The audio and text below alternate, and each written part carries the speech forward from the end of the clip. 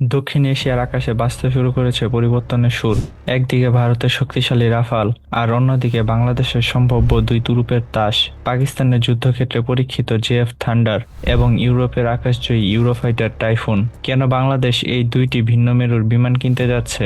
কিভাবে একটি সস্তা জেএফ-17 রাফালকে টক্কর দিতে পারে? আর এই দুই ফাইটার জেট কি সত্যি ভারতের আকাশ প্রতিরক্ষা ঘুরিয়ে দিতে সক্ষম? আজকের ভিডিওতে আমরা এই সম্পর্কে আলোচনা করব। বাংলাদেশ বিমান বাহিনীর আধুনিকায়নের দীর্ঘমেয়াদী পরিকল্পনার নাম ফোর্সেস গোল 30।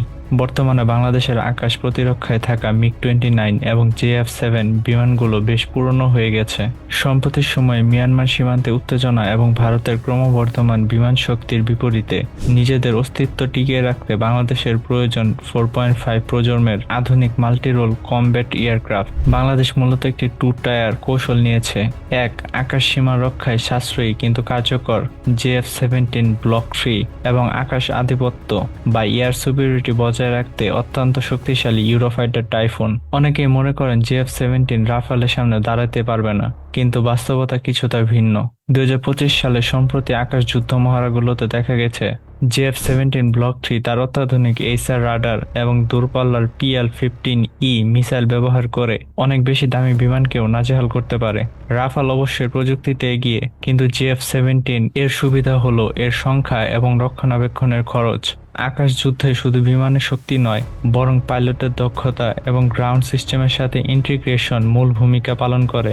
পাকিস্তান বিমান বাহিনী ইতিমধ্যে প্রমাণ করেছে যে সঠিক কৌশলে এই সাশ্রয়ী বিমান দিয়েই উচ্চ ক্ষমতা সম্পন্ন শত্রুকে ঘায়াল করা সম্ভব। প্রযুক্তিগত দিক থেকে জেএফ-17 ব্লক 3 এবং ইউরোফাইটার টাইফুন দুইটি ভিন্ন ঘরানার শক্তিশালী যুদ্ধবিমান। পাকিস্তান ও চীনের যৌথ প্রযুক্তিতে তৈরি জেএফ-17 ব্লক 3 মূলত একটি সিঙ্গেল ইঞ্জিনের হালকা ওজনের মাল্টিরোল এয়ারক্রাফট, যার সর্বোচ্চ গতি 1.6 ম্যাক এবং অপারেশনাল রেঞ্জ প্রায় 3480 কিলোমিটার। এটি অত্যাধুনিক কেএলজে এরসার রাডারে সজ্জিত এবং আকাশ যুদ্ধের জন্য এতে রয়েছে দূরপাল্লার PL-15 ও স্বল্পপাল্লার PL-10 এর মতো বিধ্বংসী মিসাইল। অন্যদিকে ইউরোপীয় 4 দেশের সম্মিলিত শক্তিতে তৈরি ইউরোফাইটার টাইফুন হলো একটি টুইন ইঞ্জিনের ভারী ও অতি গতিসম্পন্ন শিকারী বিমান।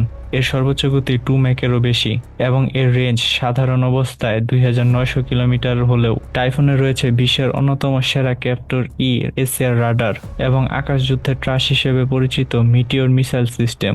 সহজ কথায় জেএফ-17 যেখানে সাশ্রয়ী এবং কার্যকর আধুনিক প্রযুক্তির সমন্বয়, টাইফুন সেখানে আকাশের একচ্ছত্র আধিপত্য বিস্তারের জন্য একটি প্রিমিয়াম পাওয়ার হাউস। তবে দামের ক্ষেত্রে আকাশ পাতাল পার্থক্য রয়েছে।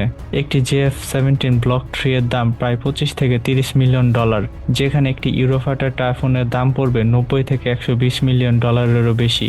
বাংলাদেশ 10টি টাইফুন এবং 16টি জেএফ-17 কেনার প্রাথমিক আলোচনা চালাচ্ছে, যাতে বাজেটের মধ্যে আকাশ সুরক্ষা নিশ্চিত করা যায়।